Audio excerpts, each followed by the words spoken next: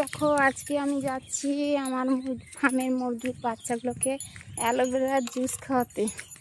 এটা অ্যালোভেরার জেলটা ডিঙ্কারে দিয়ে দিব, একটা একটা করে ডিঙ্কারে দিয়ে দিব। এই অ্যালোভেরার জেল খাইয়ে কিছু যদি উপকার হয় দেখি।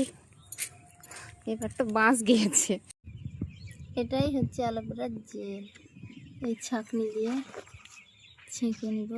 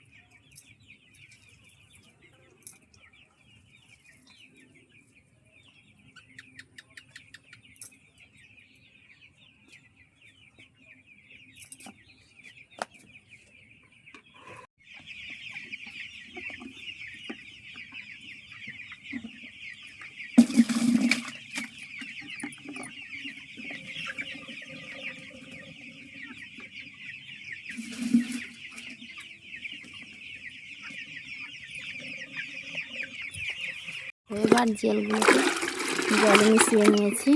এগুলো ডিঙ্কারে একটা একটা করে দিয়ে দেব। প্রত্যেকটা ডিঙ্কারে একটা একটা করে দিয়ে দেবো।